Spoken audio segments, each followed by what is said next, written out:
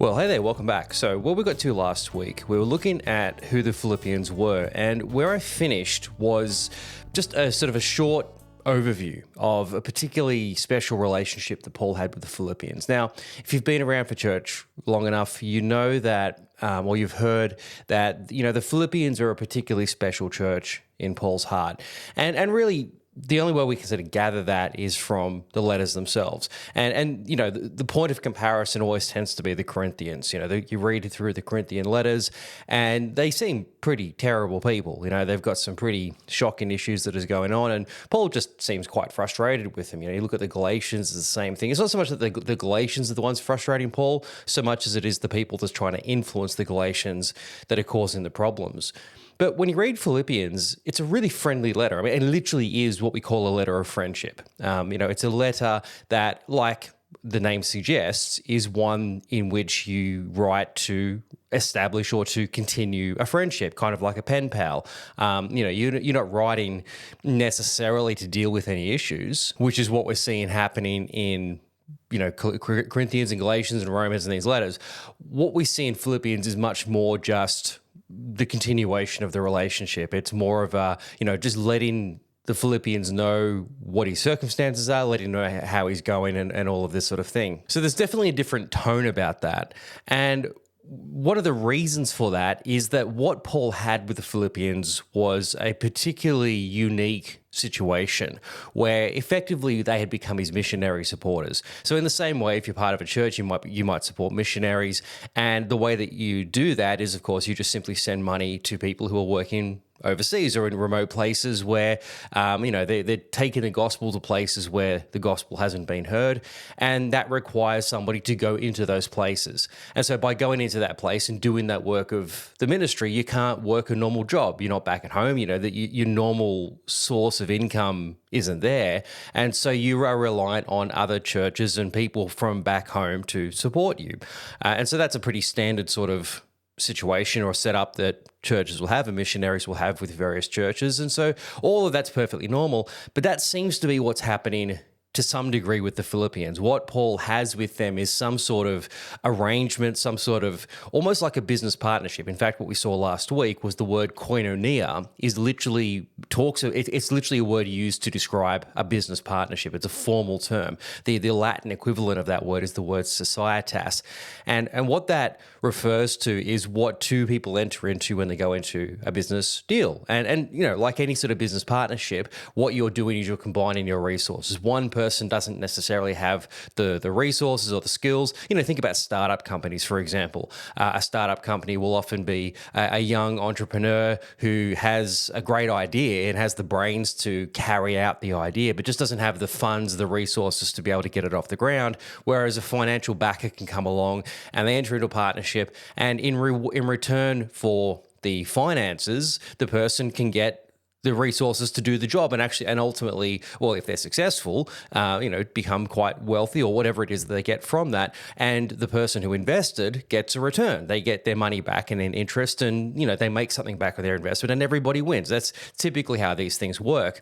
So that's a standard sort of relationship we would be familiar with. And what Paul enters into is something like that. In technical terms, it was a business agreement. It was a business partnership that anybody in that world will recognize. But from our perspective, it looks more like that that sort of missionary relationship. And so as a business partnership, what the two parties are bringing to the table are resources. What Paul brings to this agreement is his ability as a missionary, as an apostle, as an entrepreneur, as an apostle going out into these uncharted areas, places that haven't heard the gospel before, and going into places that the Philippians either can't or just don't have the capacity to. They're not the ones that are called to do that work, but they can support him. And so what they bring to the partnership is the funds, is the resources to do that. So it's all a fairly sort of standard business partnership that's effectively been baptized. It's a business partnership for the advancement of the gospel is what this comes down to. And so what Paul has with that in that relationship is quite unique. Now, there's a couple of factors that really sort of speak to why Paul has a particular fondness for the Philippians, or what this partnership really enables Paul to be able to do. Probably the key thing that it enables is that Paul doesn't have to become reliant on a patron. Now, the typical way that you get support as a traveling teacher, now, by the standard of Paul's world, what Paul was a traveling teacher. And they were a very common sight. There'll be traveling teachers all over the world from different philosophical schools who saw themselves as, missionaries in a sense, but as teachers of wisdom. And they were teachers of the true life and of true happiness. And so they saw them as their task was to go around and spread this good news of happiness. And so in order to do that, they need to go from place to place. They can't just stay based in one particular location. And so they would be traveling around doing all of this sort of work. But of course they need to eat, right? They don't have a regular job. They're not blacksmiths. They're not doing a particular trade in a particular city. They're traveling around, and so they need means of support. And so typically what would happen would be that they would go and stay with other people. I mean, we sort of see this with Jesus' ministry to some extent, where he takes the 12 and they're out there doing the work and the teaching, but what he needs are people as his supporters. And he's actually got a couple of women to do that, who actually travel around with him and do the work to help provide for the ministry. And so you need somebody to look after you, and typically what that looks like is a patron. You go and stay with a person while you're staying in that city, and that person would have the honor. I mean, it's not a burden to have a traveling teacher come and stay with you. The fact, and particularly if they're a well-known teacher, the fact that they came and stayed with you is a great mark of honor. In a society, in a culture that is very centered around hospitality, to have someone come and stay with you is an honor to begin with, but particularly if they're a famous teacher. And so there's a mutual beneficence that comes with that. On the one hand, the person hosting gets the honor of having that person stay with them. On the other hand, the person who is, the teacher gets the benefit of staying in that person's house. They get fed, they get all of their needs provided, and they're free. And ultimately, they're free to do the teaching that they're called to do. That's the most important thing. If they're going around and just having to work to pay for their own food, it defeats the whole purpose. There's no point traveling around. If you're just having to work every day in order to do teaching, well, you're never going to do the teaching. What's the point of leaving your town? You need to be free to be able to do that teaching. So you've got to be able to rely on somebody else to provide for your basic needs.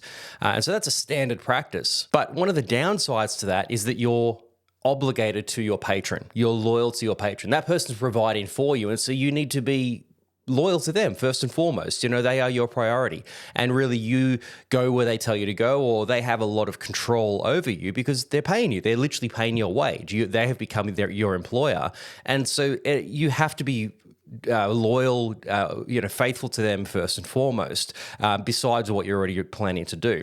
So that's all fine, because if they're paying for you, that's not a problem at all. But that's a challenge for Paul. Paul, you see throughout his missionary work, he does everything he can to avoid these kinds of situations. We see it happening in Thessalonica. When Paul gets to Thessalonica, he completely avoids taking the support of the church, which he's entitled to. He actually says, I'm entitled to that, but I didn't do that because you were too poor already. You are very poor, and the last thing I want to do is become a financial burden to you. So he says, instead, we worked with our own hands. And he does the same thing in Corinth. When he gets to Corinth, he refuses to work, he refuses to take support. Instead, what he does is he applies his trade, which is as a tent maker, as a leather worker. Now, often you'll hear this used as an excuse to justify not paying a pastor. Oh, look at Paul, he made tents, and so that's what every pastor should do. We shouldn't pay pastors. That's not what Paul was doing. What Paul was doing was avoiding a culture of dependency, of patron-client, where he would be owned by the person who was looking after him, or in the case of the Thessalonians,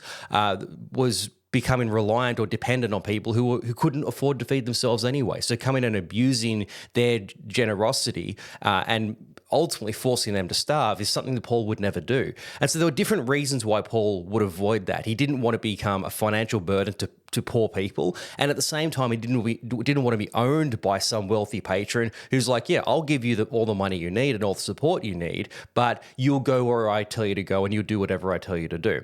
And so he diligently avoids that, and the way that he prevents that from happening is that he does his leather work and he plies his trade. So he has this trade that's a very mobile trade. It's a very useful trade to have, as opposed to a blacksmith who needs anvils and furnaces and all these heavy tools. Paul doesn't need any of that. He just needs a few knives, some thread, some bits of leather. He doesn't have to carry a lot with him, and he can do his trade wherever he goes. So it's a very useful trade for him to have.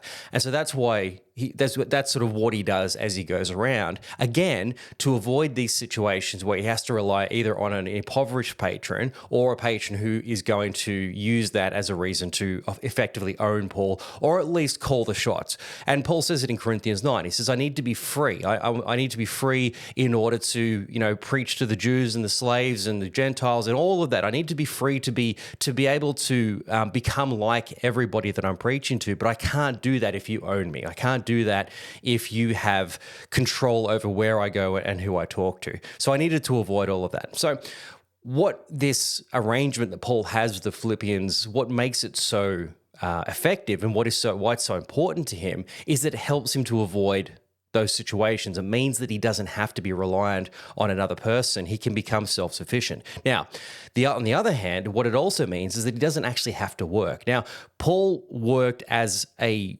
backup option to take in support. And the last thing Paul wanted to do was to take support. He didn't want to have to be put himself under the authority of a patron, or to put himself in a situation where he's taking advantage of poor people. That's the last choice. But what are the options? Well, the only other option that he might have then is to work as a leather worker. That's a good option in that it means that he doesn't have to do doesn't have to be reliant on a person. But it also means that he doesn't have the time to do the ministry. That's the frustration of having to do the leather working, is that it means that he can't do the actual work that he's meant to be doing, which is preaching. He needs to be a full-time preacher. Otherwise, what's the point of leaving Tarsus? So he needs an alternative arrangement. He needs somebody who is willing to support him wherever he finds himself and give him the support that he needs, but without strings attached, without turning to Paul and saying, well, we're paying you, so you're going to go where we tell you to go. He needs to be free to go where he needs to go, but also needs to be supported in doing that. And that's a more difficult arrangement to come across. And so why it's so unique that the Philippians have become these supporters is it's created this opportunity for him to be able to go and do exactly that. He doesn't necessarily, he still has to work because, they're not giving him enough to live full time, but it's taking some of the pressure off. And so it means that, and we see this quite clearly. When Paul was in Corinth, we read about this in Acts 18. Paul was in Corinth and he was doing his leather work, and he turns up to Corinth. He meets Priscilla and Aquila, who are fellow leather workers like him, and he goes and stays with them. Now, that has the immediate benefit of a place to stay.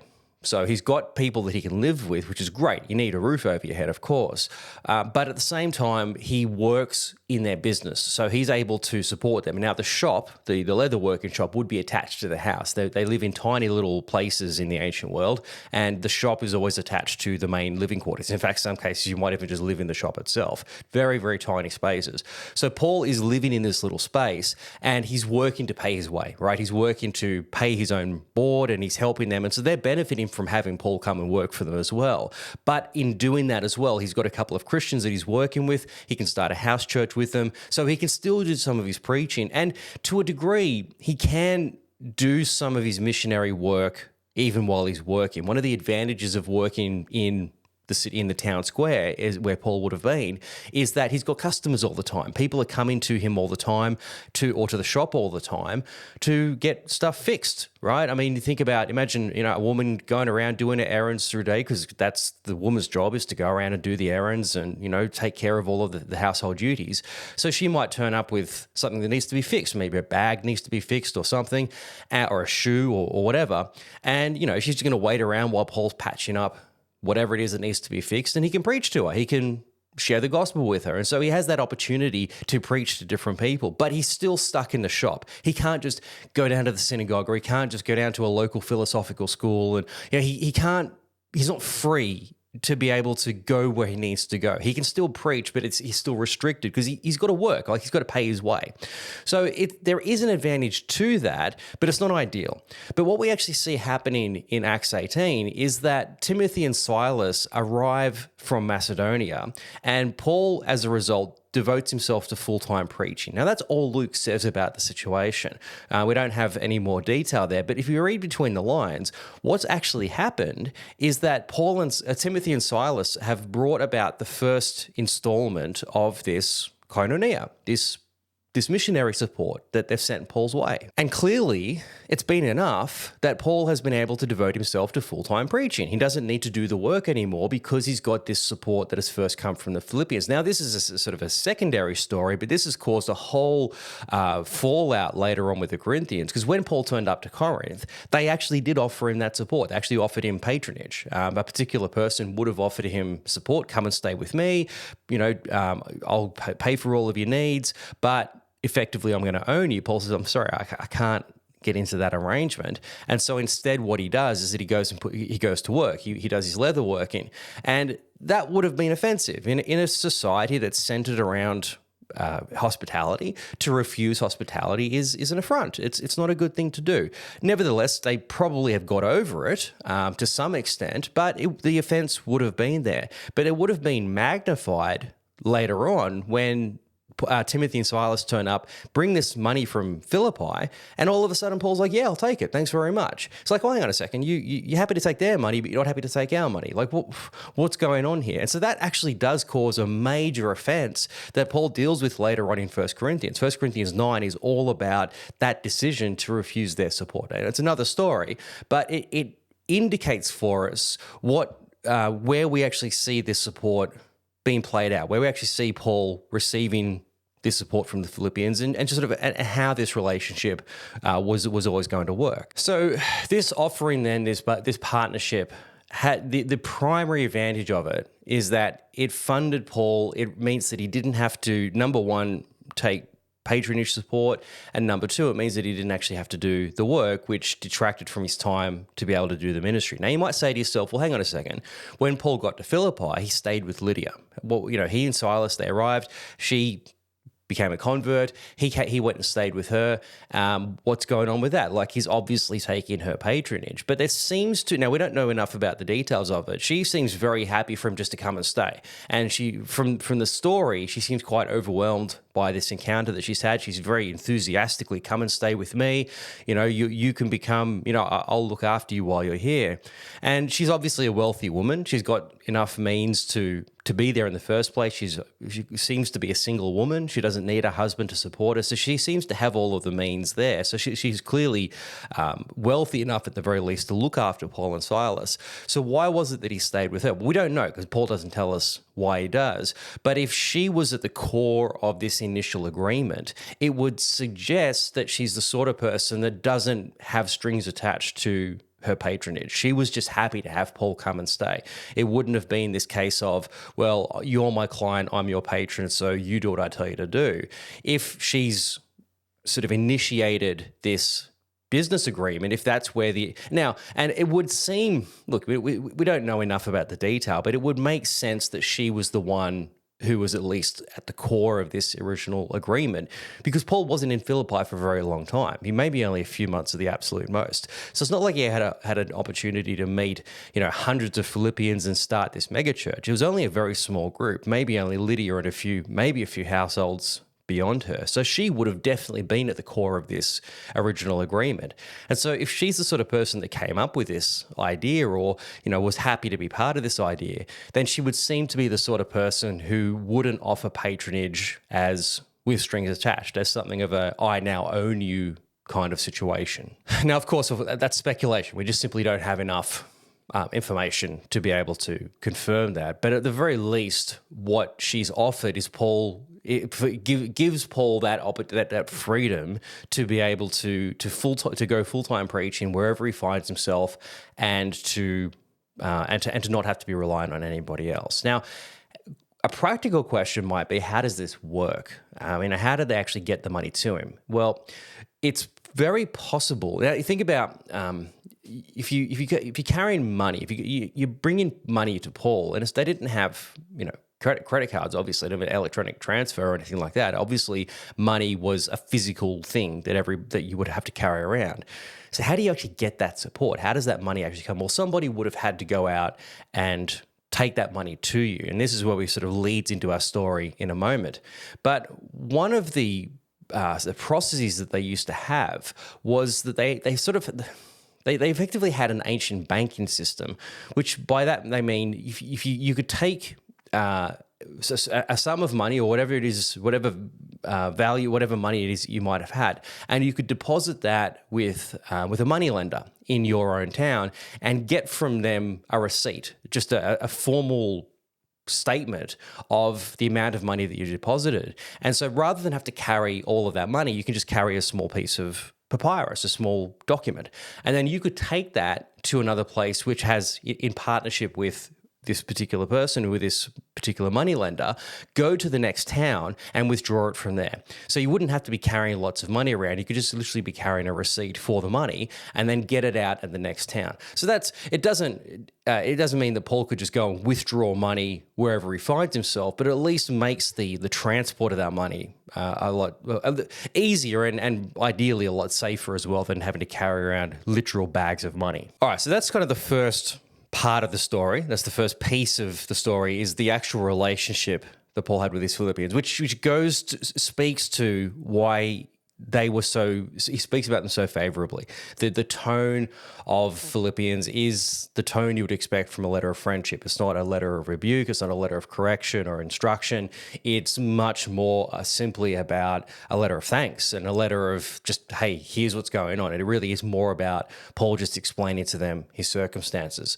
So that's where the sort of the relationship started. And by all accounts, that support has continued. Paul actually says in 2 Corinthians that time and time again, he would receive support from the Philippians, from the Macedonians.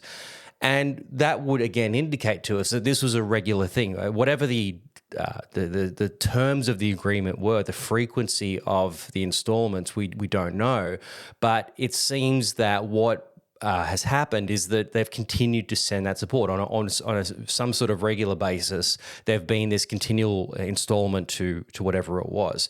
And so there seems to be this sort of ongoing, Paul can expect every whatever period of time, some sort of amount, or somebody would find where he is and bring whatever the amount is. So that seems to have been an ongoing thing. And by the time Paul writes to the Corinthians, it's been about 5 years. When Paul first got to Philippi, it was about the year 49. When Paul writes 1 and 2 Corinthians, that's about the year 54 and 55. So this relationship seems to have continued on. It seems to have continued all the way up until that point. So for at least 5 or 6 years, it's continued. And later on, when we find Paul now in prison in the year 60 to 61, it seems that it's continued still. It's been going on for the entirety of this decade, which is just an extraordinary thing in itself. That level of commitment and that level of longevity. This continued longevity of this relationship it's continued. It's really quite remarkable. Now, we know that Paul has been back to Philippi a couple of times and he's sort of restored the relationship. In fact, 2 Corinthians was written from Philippi. So Paul has had an ongoing relationship with them, and all that would have done is just to reinforce the relationship. Think about that missionary that your church supports coming back to the church every year or so and just giving a report, just checking back in on the church, say, hey, thanks, and let me tell you what I've been doing and all the rest of it. So there certainly would have been that element as a part of those visits, or at least we can imagine that would have been the case. So Paul has been back there and maintained the relationship, but most importantly, they've upheld their end of the bargain, which is to continually support Paul along the way. But where we find ourselves now with this letter is Paul in his most difficult situation and at a time where he has the most need, but paradoxically, at a time when he's most likely to lose his best supporters. Paul's now in prison, and that, as we saw in the last series, is a really socially devastating situation to be in. To be imprisoned is a terrible circumstance. To be remembering that prison was not about the punishment itself. Prison was where you were being held for trial. And so to have been accused and certainly later on to have been punished for a particular crime is a matter of the highest shame. So to be in prison by itself is such a shameful place to be that people would not want to be associated with you. They would not want to be connected with you in any way because you're a shameful person. You've done the wrong thing. You're the sort of person that society has shunned. And so to be associated with you in an honor-shame society, remember, in an honor-shame society, the question is not who are you? The question is always whose are you? Who do you belong to? Who's your group? And if your group is a bunch of criminals, that doesn't say very much about you. So you really don't want to be associated with someone in that circumstance. And so this is going to be a real test of the relationship.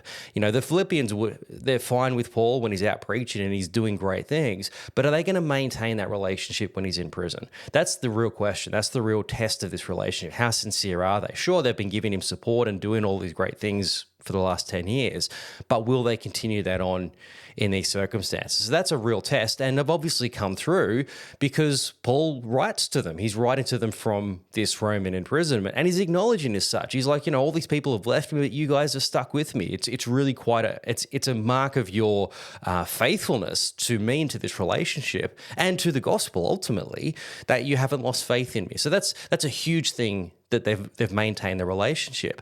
But even more importantly is the fact that they've continued to send the support. And that's really what is at the core of the Philippian letter. And the reason why, especially now, they've needed to send support is that there's absolutely no way that Paul can support himself otherwise. Paul, when he's out preaching in Corinth, if there's no money coming from the Philippians, he can still work. He can still apply his trade. And so he's got that as a backup. But he can't now, he can't even do that in prison. He's stuck there. And unless he's got people looking after him, he's got no hope. Now, just again, by way of connecting this back to our previous series and where we found Paul was he's in this Roman imprisonment, but what that actually looked like was house arrest. Paul wasn't stuck in some dark, dank cell somewhere kept under guard by 100 Roman soldiers. He wasn't a serious criminal. In fact, by all accounts, he wasn't a criminal at all. The best conclusion that they came to in his trials was that he'd done nothing wrong. He was actually completely innocent. And in fact, he wouldn't have even had to go to Rome if he hadn't have made that appeal to Caesar in the first place. So the very fact that he's in Rome is a little bit ridiculous, and the reasons why he was there are really no reasons at all. So he's come there entirely as an innocent man, and everybody knows it. Everyone knows that he's innocent, and at the very least, he's no threat. He's not going to be trying to run away. He's not a violent criminal. He's not somebody that is a threat to anyone in any way.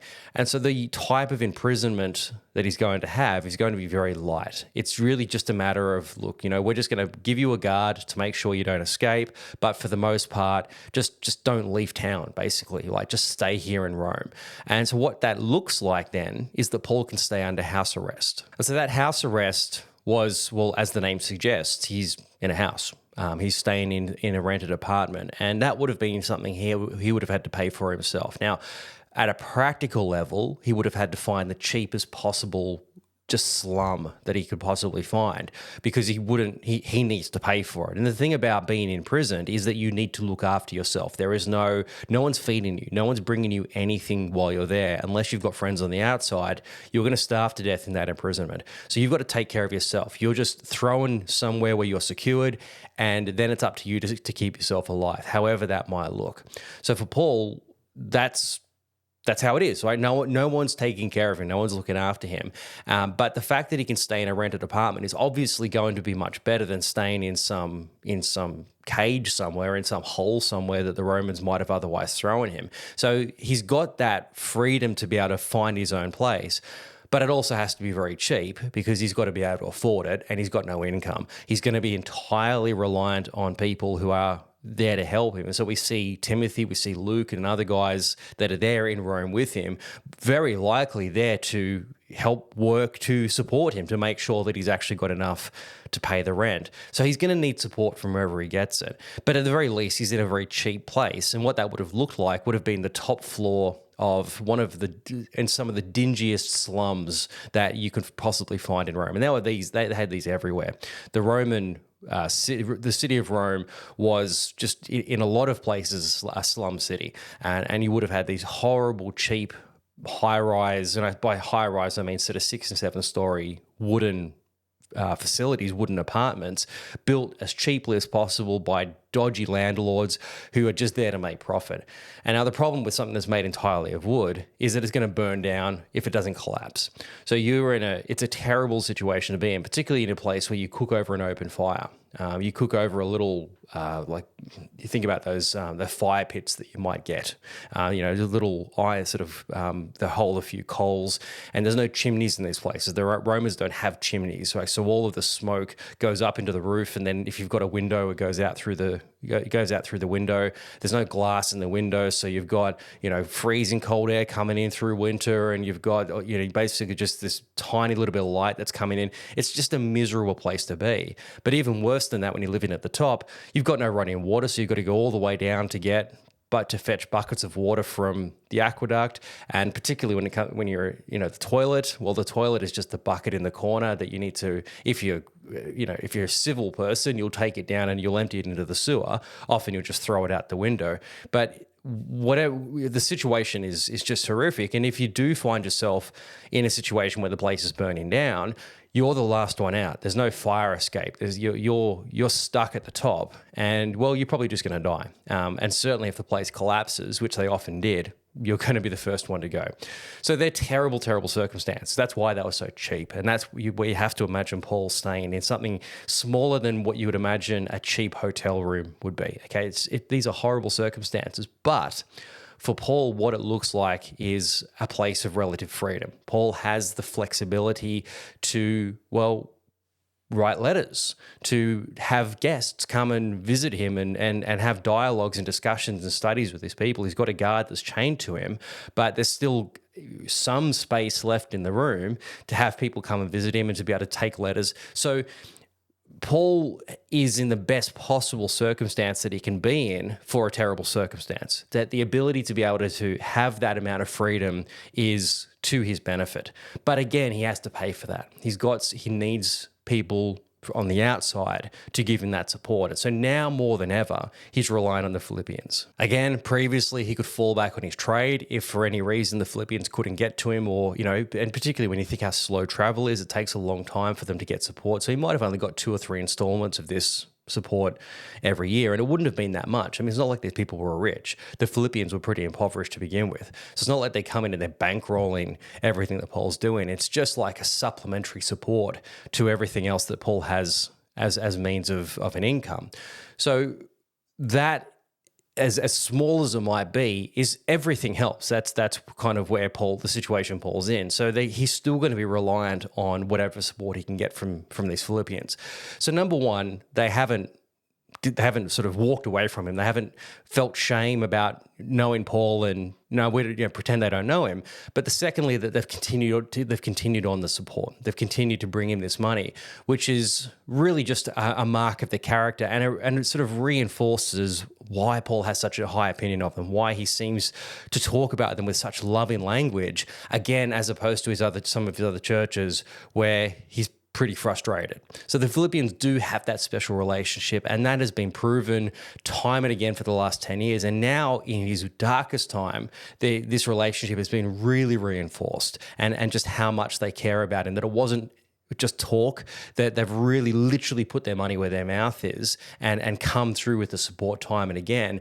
And they have supported Paul, not just in the good times, but also in the bad times as well. So this is a great, great church that Paul has, and the relationship has with him is obviously one that's very close. So this brings us then to the reason why Paul wrote Philippians in the first place. So Paul is in Rome, and the Philippians are obviously back in Philippi, and word has eventually got to them that Paul is in prison. So everything travels slowly in the ancient world. News is no different. And so eventually the word has got back to the Philippians at some point. Paul was in his Roman imprisonment from 60 to 62.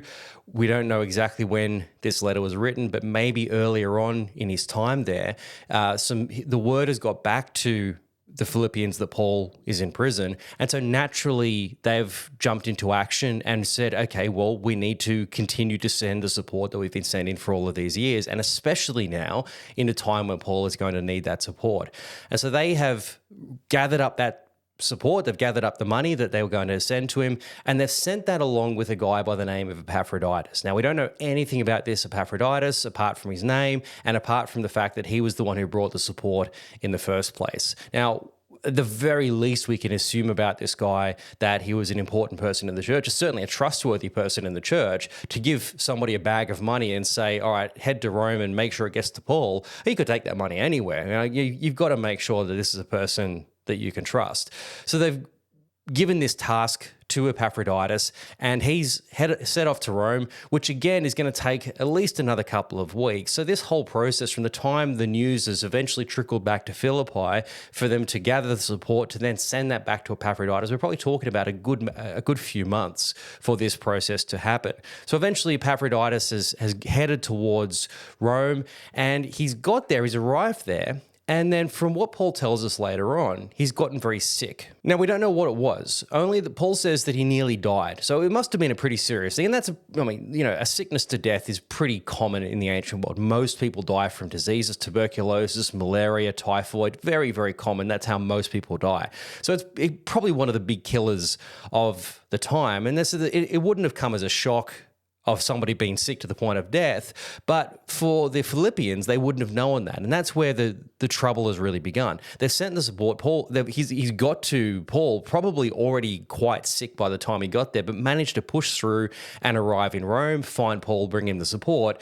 But then he couldn't go anywhere. He was on his deathbed.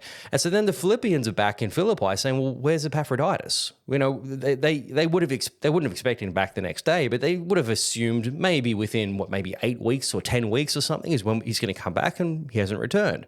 What's going on? Now, of course, there's no way of calling him up. There's no way of verifying where he is or what he's doing. And so all sorts of assumptions could be reached. Maybe he's got there and he's taking his time to come back. Maybe he's taken off with the money. We have absolutely no idea what has gone on. The guy's just disappeared. And so now the Philippians are getting worried about not just Paul. Initially, they were worried about Paul. They sent him the support because they're worried about Paul in prison and they want to make sure that he's looked after. Now they're worried about Epaphroditus as well. So now they've got this double worry, and they don't even know why they're worried about Epaphroditus. Is something going wrong, or has he taken off?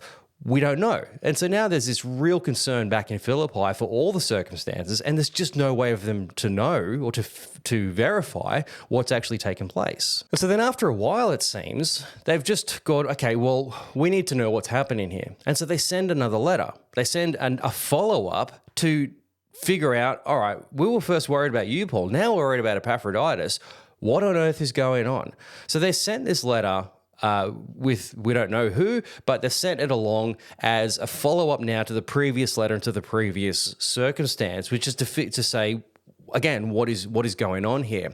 And so it's to this that Paul responds. Paul's point of writing our Philippians is not just to assure them of his own circumstances, which was their original concern, not just to say thanks for the offering, which was what the original visit was about, but now also to assure them that Epaphroditus is also okay, that he's with them, and then it's Paul's intention to send that letter back, so send this Philippians back with Epaphroditus. And so Epaphroditus would have been the one to return to Philippi with our letter to the Philippians, not just to assure them by letter that he's okay, but to assure them by his very presence, hey, I'm okay, I'm standing right before you. So technically then, Philippians is a follow-up to the follow-up, right? Philippians is kind of a reassurance of the two correspondences that have come to Paul, and as a way of saying to them, it's all okay, but most importantly, thank you for the original support that you sent, coming back to the point of what started all of this in the first place. So that's our basic